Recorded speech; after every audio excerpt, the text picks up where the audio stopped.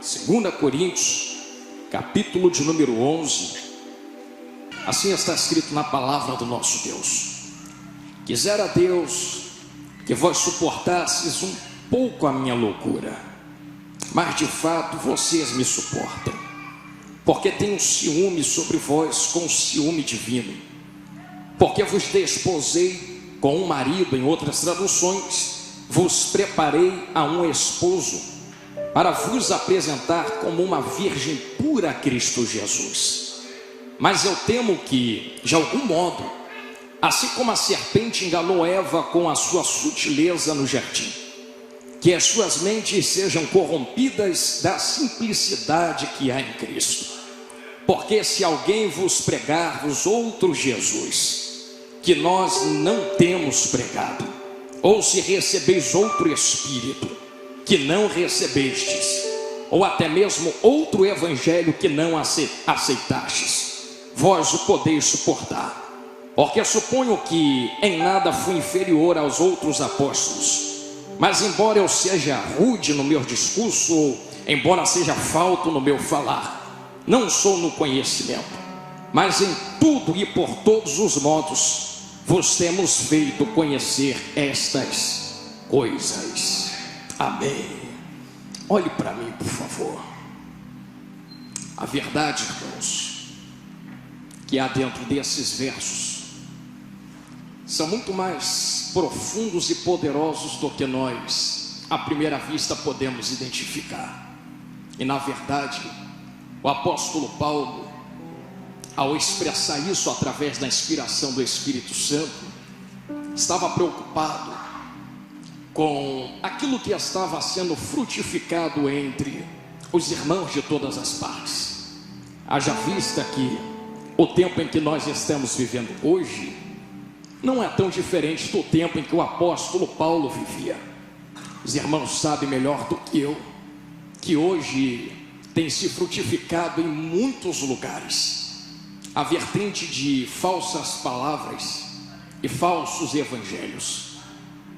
Para que nós possamos mergulhar nesse pensamento e pensar um pouco, quando nós olhamos e escutamos essas palavras, de fato eu não vos engano, parece ser evangelho, parece ser Bíblia, mas quando nós procuramos as suas raízes um pouco mais a fundo dentro da Bíblia, percebemos que faltam algumas diretrizes e verdades que Cristo Jesus nos passou.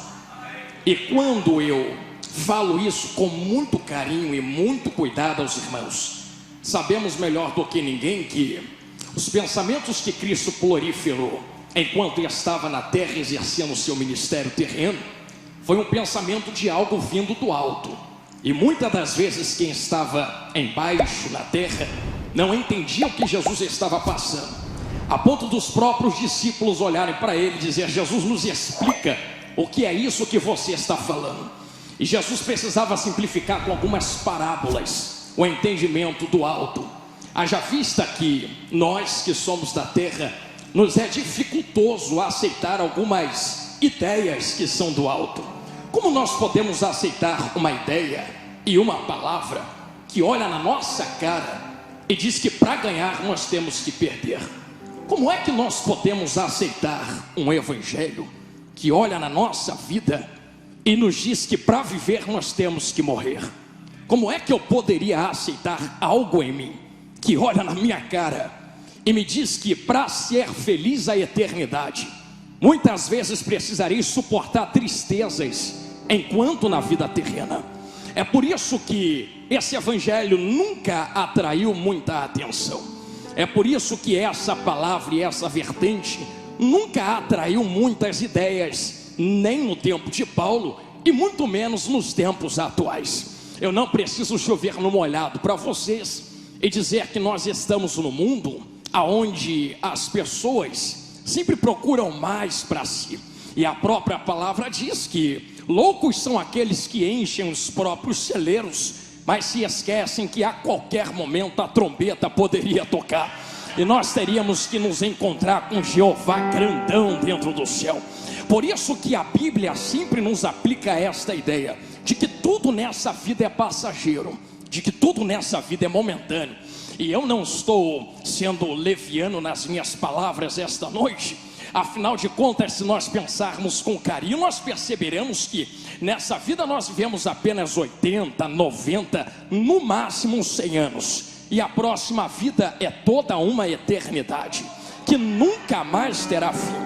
Mas quando nós começamos a comparar as verdades contidas dentro do Evangelho com as realidades que são vistas por aí fora, nós precisamos começar a compreender que muito da palavra de Deus tem sido distorcida aos ouvidos de muitas pessoas e de multidões, porque com carinho, pregar muitas vezes a verdade não atrai fama, não atrai sucesso, não atrai dinheiro, não atrai portas abertas, não atrai amizades, não atrai amigos. Na verdade, quando nós, todos nós que estamos aqui esta noite, levamos a verdadeira semente do Evangelho de Cristo, há o perigo de sermos rejeitados nas nossas ruas, nos nossos trabalhos, nas nossas escolhas e até mesmo entre os nossos familiares. Pessoas que nos olham e dizem: eu não conheço esse Jesus que você está pregando. Para mim, Jesus tem que me abençoar. Para mim, Deus tem que abrir a porta. Para mim, eu sempre ouvi que Deus tem que me fazer bem.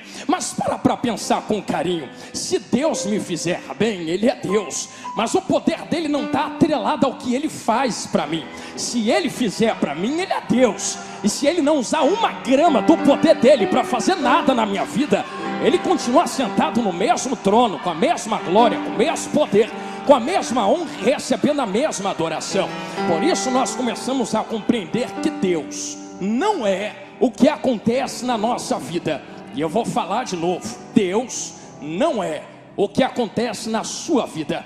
É por isso que nós podemos começar a compreender e ter uma ideia vinda do que é o Evangelho. Muitas das vezes nós estaremos com as portas trancadas, muitas das vezes as coisas darão erradas na nossa vida, muitas das vezes dobraremos os nossos joelhos pelas madrugadas dentro do nosso quarto, com lágrima nos olhos e o vazio dentro da alma, dizendo: Deus, eu preciso do seu socorro.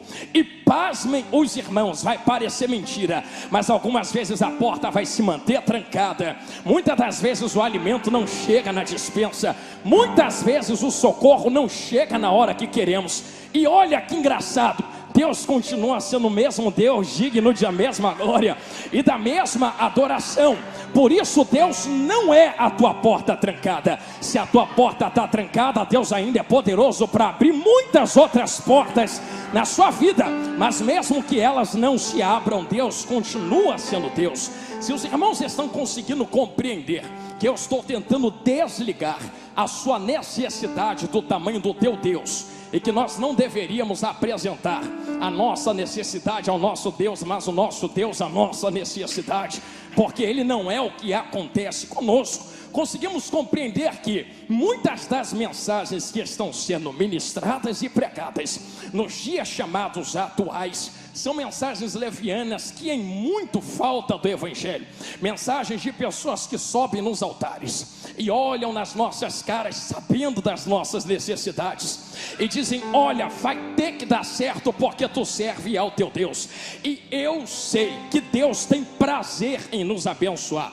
Qual é o pai que, sendo pai aqui dentro, ou mãe, não daria coisas boas a seus filhos? Se vocês que são maus, é Bíblia, sabem dar boas coisas a seus filhos, quanto mais vosso Deus que está nos céus não vos dariam coisas boas e todas as coisas. Mas quando nós identificamos essas vertentes dentro da palavra de Deus e as verdades, percebemos que muito do que está sendo pregado aí fora já desvirtuou-se há muito tempo. Pessoas que sobem nos altares e trocam a verdade por uma profecia ou por uma revelação. Igrejas onde os números são extensos por causa das revelações que descem do alto, mas nenhuma revelação que sai da boca do homem substituirá a maior revelação de todos os tempos. Eu sei que quando nós olhamos para certas denominações, estão entupidas de multidões atrás de revelações. Mas para pensar comigo, que todas as revelações que são liberadas para inflar aqueles que os recebem. Mas quando nós olhamos para o Evangelho e comparamos com as revelações, geralmente as revelações são deste calibre: Deus vai fazer, Deus vai abrir, Deus vai levar, Deus vai levantar. Tudo gira em torno do homem, tudo é antropocêntrico. Agora olha para a Bíblia, que quando o Evangelho me encara, o Evangelho olha na minha cara e diz: tu precisa morrer para viver, tu precisa descer para subir, tu precisa matar o teu eu para Cristo poder morar em você. Você precisa perder para poder ganhar alguma coisa. Eu não consigo entender na minha pouca mente como é que estão substituindo a verdadeira palavra por coisas tão levianas e passageiras. O verdadeiro Evangelho me coloca pregado na cruz para eu ser crucificado com Jesus Cristo de Nazaré. O verdadeiro Evangelho olha na minha cara e diz: Jonathan, tu não vive, mas você, Cristo, vive aí dentro. Não é mais você que manda no teu nariz, é Jesus quem manda na tua vida. Se você consegue compreender esta palavra, nem precisa pegar na mão, só olha para quem está do seu lado e diga assim: é melhor ficar nas verdades do Evangelho. Diga isso. Isso. Sabe por que eu pedi para você falar isso para quem está do seu lado? Não é pecado receber bênção na terra. Olha aqui para mim que eu preciso ser concreto no que eu estou falando. Porque parece que quando pregamos o verdadeiro Evangelho, se torna pecado receber algo de Deus na terra, e não é.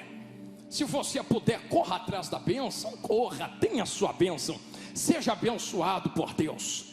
O que acontece muitas das vezes que se torna errado é a troca de prioridades, aonde colocamos aquilo que Deus pode fazer acima daquele que está fazendo. É por isso que não é errado receber bênção, e isso não sou eu quem estou dizendo, é o próprio Jesus quem disse. E olhando para Satanás dentro do deserto, Jesus disse: nem só de pão viverá o homem. Então os irmãos e as irmãs observem que Jesus não falou: o homem não viverá de pão, mas só da palavra. Não, Jesus diz: olha, o homem vai viver da palavra, mas também de pão. Nem só de pão, vai ter pão, mas vai ter algo a mais. Então Jesus estava dizendo que existem necessidades terrenas que são supridas pelo nosso Deus, e existem necessidades espirituais que também são supridas pelo mesmo Deus. O que o povo fazia com Jesus era muitas das vezes colocar o terreno acima do espiritual. É por isso que Jesus começa a bater dentro do Evangelho de Mateus, segundo escreveu Mateus, que quando esses dias chegassem, os irmãos precisariam estar muito atentos, porque haveriam dias em que comprariam e arrumariam mestres a si mesmos, mestres que dissessem aquilo que quiséssemos ouvir e não aquilo que precisávamos ouvir. Não vai longe, joga na internet e você verá que existem pessoas que não importa o tamanho do meu pecado, não querem tratar com o meu pecado, só querem afagar a minha cabeça, inflar o meu ego e dizer: Jonathan, você merece, você é o cara, você é o centro de Deus. Mas não, irmãos, o verdadeiro Evangelho muitas das vezes me coloca diante da palavra de Deus e me mata, acaba comigo na terra para que Cristo possa viver e suprir as minhas necessidades. É por isso que estamos olhando para o que está acontecendo e precisamos ter a ideia de que a trombeta vai tocar. Era aqui que eu queria chegar. Agora eu vou começar a pregar. E que Jesus vai voltar. Eu vou repetir isso aqui de novo. A trombeta vai tocar, Jesus vai voltar, a igreja vai para o céu, encontraremos Jesus nas nuvens celestiais. Eu vou dar um grito, vamos ver quem ainda gosta dessas mensagens. O arrebatamento está muito próximo.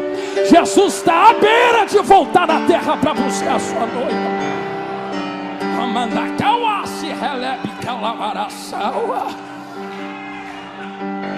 Com carinho, será que essas mensagens ainda ardem nos nossos corações? Em que olhemos para a terra e dizemos: não importa o quanto der errado na terra, Se der errado, deu. Se der certo, deu. O importante é que eu vou para a glória. O importante é que eu vou para o céu. E eu dizia um dia desses, num congresso para quase 2.500 jovens, eu olhei para eles e disse assim: olha, vocês talvez sejam a última geração que está pisando na terra. Se não a última, chega mais uma ou duas. E eu não posso dizer hora e data, porque daquele dia só Deus sabe. Mas como é que tu está identificando que talvez sejamos uma das últimas gerações, pregador? É pelo que está acontecendo na terra. Talvez você olhe para trás e diz: não, isso sempre teve. Mas quando nós olhamos para a Bíblia, nós percebemos que a natureza geme, a terra geme, e nós podemos começar a entender que a terra está gemendo cada vez mais. E quando há gemidos de dores, próximo está o parto. Vou repetir de novo. Quando há gemidos de dores e contrações, próximo está o parto. E Deus me trouxe hoje aqui para olhar nos seus olhos e dizer: eu tenho prazer em te abençoar na terra. Mas como é que está a sua vida espiritual para morar no céu? Estou sentindo Jesus encarar a gente olho no olho aqui. Oh, meu Deus do céu, como está a sua vida espiritual? E eu vou botar dentro da Bíblia para não dizerem que eu estou falando da boca para fora. Jonathan sempre teve guerra, não como está havendo agora, porque de 100 anos para cá houve mais guerra do que em toda a história da humanidade. E se você pegar só a primeira e a segunda guerra mundial, quase 100 milhões de pessoas morreram no espaço de 5 anos, depois de mais 5 anos. Imagine em 10 anos, 100 milhões de pessoas sumidas da face da terra. E eu nem fui longe. Nós poderíamos pegar as guerras de agora e olhar para a Rússia quase invadindo a Ucrânia, a China se aliando com a Rússia para tentar não ser invadida pela OTAN e pela Europa, guerras da Coreia do Norte com a Coreia do Sul, China mandando míssil, Coreia do Norte mandando míssil por cima do Japão. Pregador, você está falando de muito longe. As guerras que acontecem nas portas das nossas casas todos os dias. E tu que é do Rio de Janeiro sabe o que eu estou falando. E quando eu e minha esposa viajamos pelo Brasil, percebemos que não é só no Rio que está acontecendo essas coisas. É em todos os lugares. Cidades que eram calmas estão entrando em guerras terríveis. Mas não apenas isso, não apenas guerras e rumores de guerras. Você está vendo essa máscara no teu rosto? Você acha isso normal? Você acha que é uma coisa que vai passar e que vai ficar por isso mesmo? Eu queria ser um profeta que viesse falar coisas boas aos seus ouvidos aqui hoje e dizer: não se preocupa, tudo vai dar certo e vai ficar bem. Mas eu não posso fugir do que está escrito na Bíblia. E quando eu olho para a Bíblia, eu só consigo encontrar preparação para arrancar o povo de Deus da terra, para acontecer coisas como nunca antes aconteceram na face da terra. Pregador, não gosto dessa mensagem, ainda bem, porque ela não é minha, vai reclamar com quem escreveu. Só estou botando o que ele mandou eu falar aqui essa noite. A trombeta está perto de tocar, mas não só por causa das doenças. Há muito tempo as doenças já estão na face da terra. Tuberculose, AIDS, dengue, chikungunya, diabetes, câncer, doenças que estão matando milhares de pessoas todos os anos, e por aí vai. Mas não só doenças. Você lembra que a Bíblia também diz que haveriam perseguições? Ah, irmãos, quem é que entrou naquela porta para matar você dentro desse culto? Quem é que entrou por ali para fuzilar vocês aqui dentro? Vocês têm liberdade para adorar a Deus aqui essa noite. Mas existem lugares que os cristãos estão escondidos dentro de cavernas, para não perderem a cabeça e ter pescoço cortado. E sabe o que muitas das vezes eu falo nos altares do Brasil? É o que me dói, que tem gente se escondendo em caverna para poder dar glória para Deus. E nós que entramos na igreja e temos liberdade, se tu não fizer por mim, Jesus, eu também vou dar um culto de qualquer jeito para você. Ah, se você soubesse que tem gente chorando que queria ter a liberdade que você tem para dar glória. Ah, mas eu estou sofrendo. Ah, mas a minha família está amarrada. E o que os outros estão sofrendo para poder servir a Jesus? Tem gente que está vendo a mulher sendo estuprada na frente dele e não nega Jesus. Tem gente que está vendo o marido perder a cabeça na frente dela e não nega Jesus. Tem gente que está vendo as crianças sendo levadas de escravas para virar soldados, para matar outros cristãos e não estão negando Jesus. A porta tranca, tem gente que nega. Estão perseguindo, tem gente que nega. Falaram mal de mim, pregador, vou negar. Você não sabe o que é perseguição. Eu te convido a ir para o Afeganistão e olhar na cara do Talibã e dizer: só crente, para tu ver o que é perseguição. Sabe o que mais a Bíblia diz? O amor de muitos. Olha aqui para dentro dessa igreja. Eu não sei se aqui aconteceu isso, mas quantos estavam aqui antes da pandemia? Quantos estão agora? Quantos não desanimaram em nosso meio? E quando eu digo amor, não é só o amor pelo próximo, porque disso os irmãos estão cansados de saber que está se esfriando. Eu digo o amor pelo próprio caminho que é Cristo Jesus de Nazaré. O amor pelo verdadeiro evangelho e pela fé em Cristo. De muitos tem se esfriado, mas a Bíblia não diz apenas isso. A Bíblia diz que haveriam, por exemplo, terremotos, maremotos, furacões, vulcões, sinais no sol. Eu não vou ter tempo de falar, mas dá uma pesquisada depois em casa. Sai um pouquinho da rede social chamada, das redes sociais e mídias sociais, e busca se informar um pouco sobre os sinais da natureza. E tu vai ver que só no começo de 2022, fui nem 2021, já teve enchente na Bahia, Minas Gerais, Espírito Santo, Pará. Vulcão estourou no meio do mar Pacífico. Outros tornados atingiram os Estados Unidos. Mas muitas das vezes nós não estamos percebendo que a terra está gritando todo dia que Jesus está voltando e que já está às portas de buscar a sua noiva amada para morar na glória. Irmãos, essa palavra não vos aviva e não vos vivifica. E que fique claro que eu não estou preocupado em você gritar glória aqui hoje. Eu estou preocupado em tu sair pensando sobre a tua vida daqui agora. Que nós estamos perto do toque da última trombeta e que nós devemos estar preparados para a volta de Cristo. Homens estão escondendo por aí fora os seus pecados e as suas podridões, os seus erros e as suas mazelas, mas eu ainda terra que não se corrompe com pecado e não se deita com Jezabel, que se santifica todos os dias dizendo: Senhor, eu sei que a terra está corrompida e que muitos estão corrompidos, mas eu quero ser santo para poder ir para a glória. Nós estamos vivendo esses tempos, irmãos, e não se deixem enganar pelos diabos e por Satanás, porque está escrito no texto a qual nós lemos: para que a serpente não vos engane, como enganou Eva. Era aqui que eu queria chegar. Você sabe como é que a serpente engana Eva?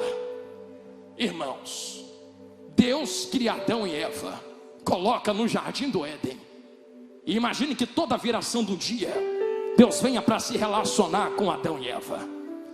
Como é que alguém engana uma pessoa que tem pleno relacionamento com Deus? Porque talvez alguém olhe e diga: não, Eva desviou, por isso foi enganado. Não, pelo texto nós acreditamos que todo dia, na viração do dia, Deus descia no jardim com a sua glória para poder conversar com Eva. Imagine alguém que conversa com Deus todo dia, que tem a mente de Deus, que está cheia da glória de Deus. Como é que Satanás engana alguém que está cheio de Deus?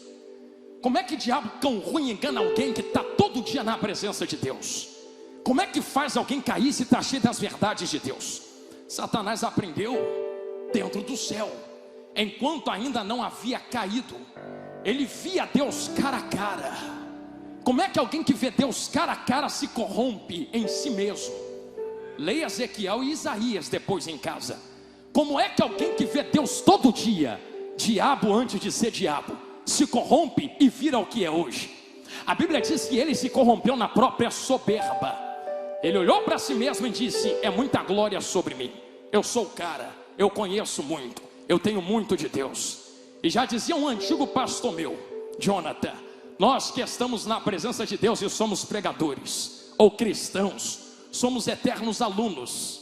Mentiroso é quem diz que conhece Deus, porque até quem for para a glória vai passar a eternidade conhecendo quem Deus é, e depois de milhões de anos conversando com Deus, vai olhar para Deus e dizer: Deus, tu é tão grande que eu não conheço nada de você ainda.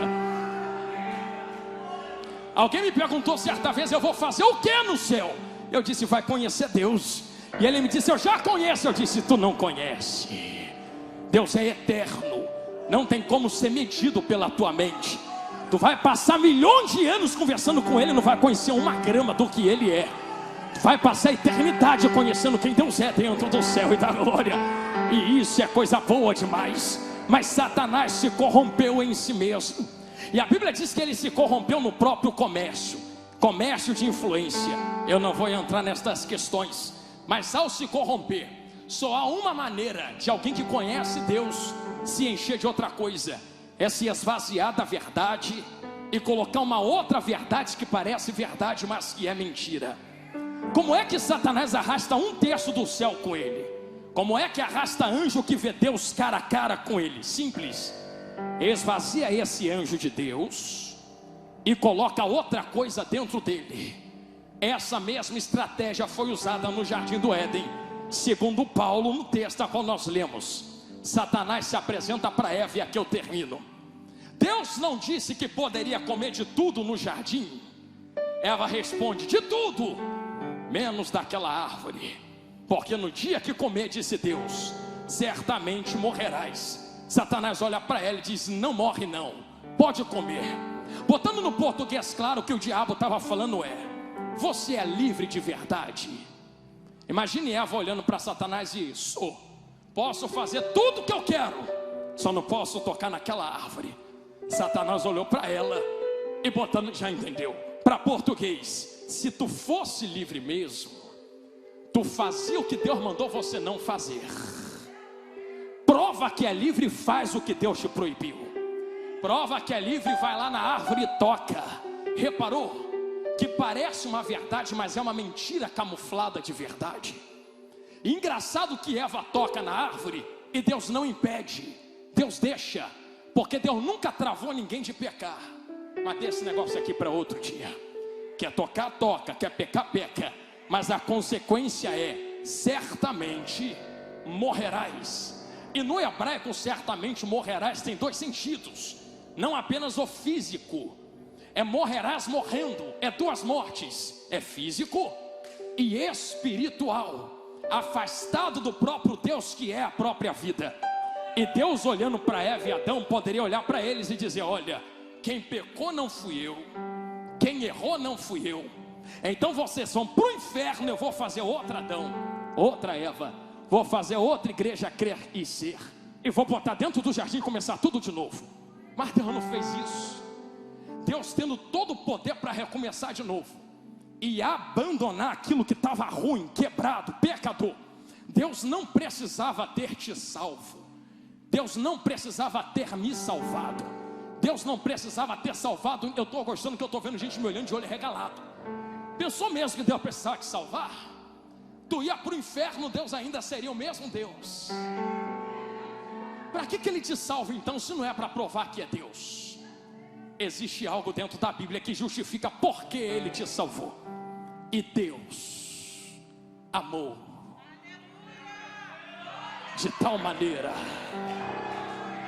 esse amor de tal maneira é que me constrange. Qual foi a quantidade de amor que Deus teve que ter contigo para poder te colocar sentado aqui dentro hoje e poder estar ouvindo essas verdades no teu ouvido? E que é uma verdade maravilhosa é que esse mesmo amor, aqui que eu termino, produziu um caminho, porque não havia mais caminho. O caminho havia sido quebrado no pecado de Adão e Eva.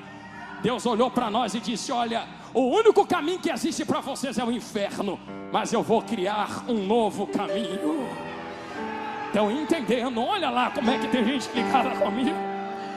E diria Deus nestas palavras: eu sei que o caminho é estreito, e também sei que a porta é apertada, mas dá glória, porque nem caminho tinha. Eu sei que o caminho é estreito, mas nem caminho havia. Mas todavia, aquele que perseverar até o fim receberá a coroa de vitória. Se você puder levar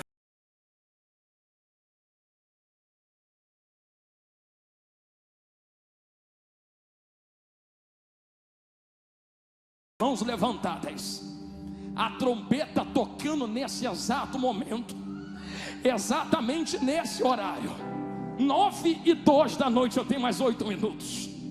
Enquanto a trombeta toca, o Espírito de Deus recolhe a cada um dentro dessa igreja e começa, não abaixa a mão, não abre os olhos, só imagina, e começa a nos elevar nas nuvens. E enquanto nós subimos as nuvens, um ser dentre as nuvens aparece para nos receber. E quando nós olhamos para esse ser, percebemos o que Paulo escreveu em 1 Coríntios, o texto a qual nós lemos: vos preparei como uma virgem para um esposo. Era o próprio esposo, será o próprio esposo nos recebendo nas nuvens. É o próprio leão de Judá dizendo: vinde, benditos do meu Pai, para aquilo que vos está preparado desde o início dos tempos. Imagine você entrando por aqueles portões nessa hora, e você olhando para trás e dizendo: meu Deus, eu sofri tanto na terra, mas valeu a pena suportar para viver o que eu estou vivendo hoje. Imagine você entrando naquele céu e vendo ruas como que de ouro, anjos voando para cima e para baixo. Você começa a ver casas, e tem casa para você dentro da glória.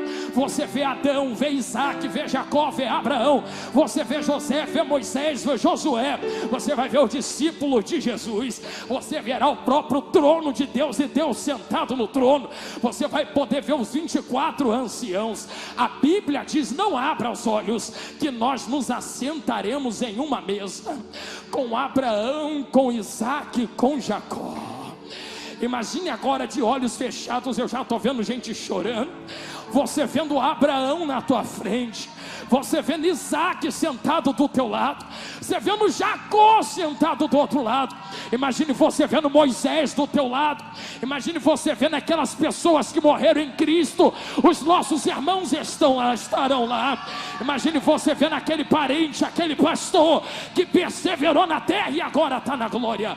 De repente, naquela mesa, meus irmãos, em que nós estamos vendo Tiago, João, em que nós estamos vendo os discípulos de Jesus, de repente todos se levantam e olham para aquela, imagine a cena de olho fechado, todos se levantando daquela mesa, aquela multidão como o mar de muitas águas, e os anjos tocando aquela trombeta maravilhosa e anunciando a chegada de alguém no salão de festas.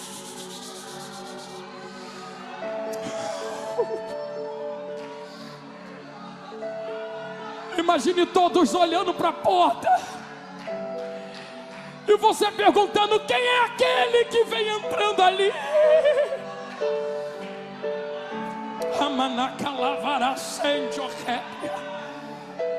Eu estou vendo crianças chorando, meu Deus do céu. Imagine alguém chegando no pé do teu ouvido e dizendo: aquele é o Cordeiro vivo, é aquele que morreu por você na cruz do Calvário. Era para tu estar no inferno, tu só está aqui hoje por causa dele. Imagine você olhando para os pés dele, são como um latão reluzente.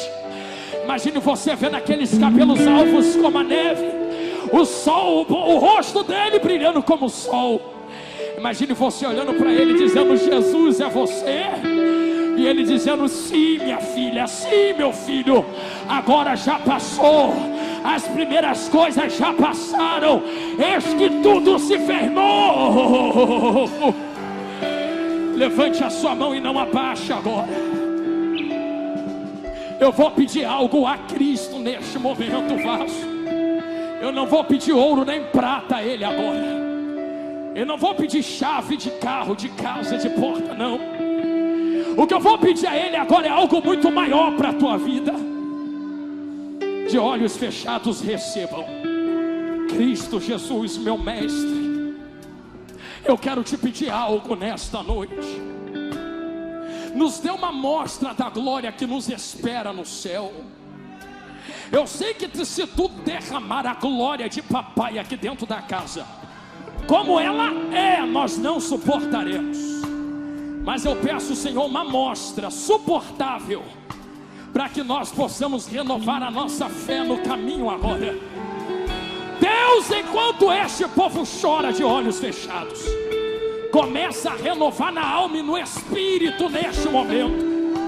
E eu te peço, papai, enquanto cada um deles estão abrindo a boca para te adorar e para pedir mais de ti agora, comece a encher quem quer receber mais poder e glória, mais poder e autoridade neste momento, Senhor, para que seja manifestada a sua glória.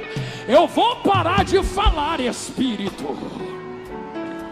Derrama a tua graça agora sobre cada um dos meus irmãos aqui dentro da Ser e Crescer.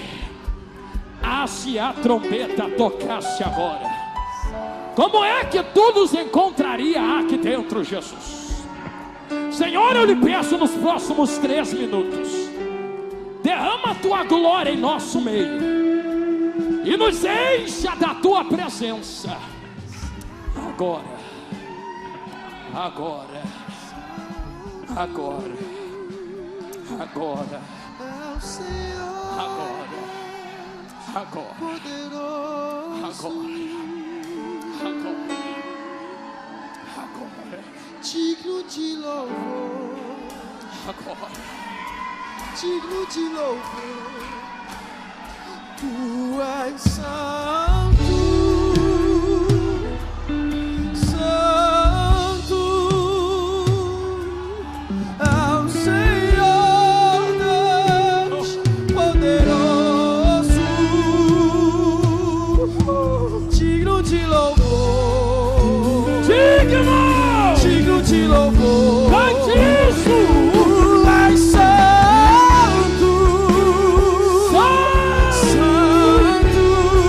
E eu quero ver esta é o Senhor Deus poderoso, Ele é digno de louvor,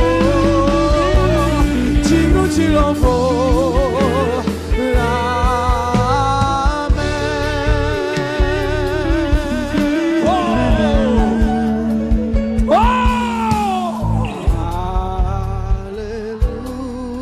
Se está assim na terra, imagine no céu, meu amigo. Calabando, tem um varão passeando aqui dentro, pastor. Olha esse renovo que está descendo entre nós. Alamando que telebe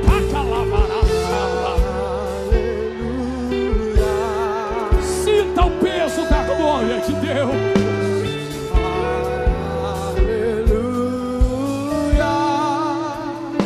Senhor poderoso Deus, eu te convido, se coloque sobre teus pés, fique de pé. aleluia, aleluia, Santo, santo, santo, santo, é o Senhor Deus poderoso, Ele é digno de louvor, Ele é só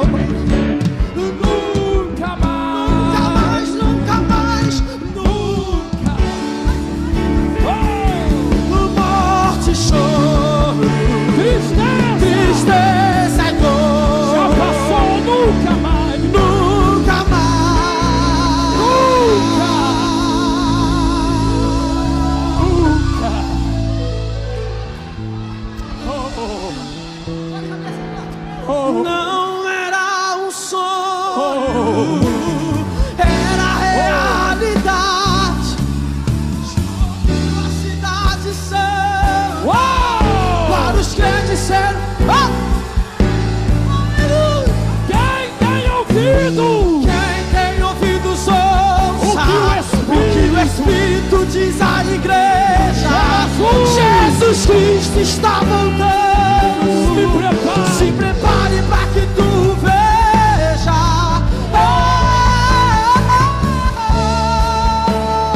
Não, não, não. Era realidade. João ouviu a cidade. Só você que também quer ver. Cadê você? Cadê você?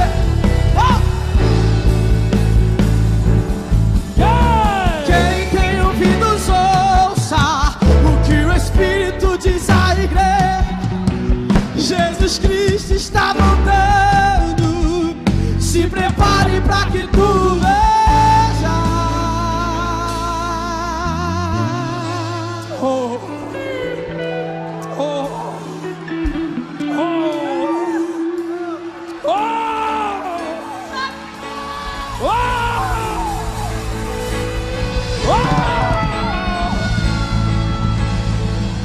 Ai, te rabava, se calava.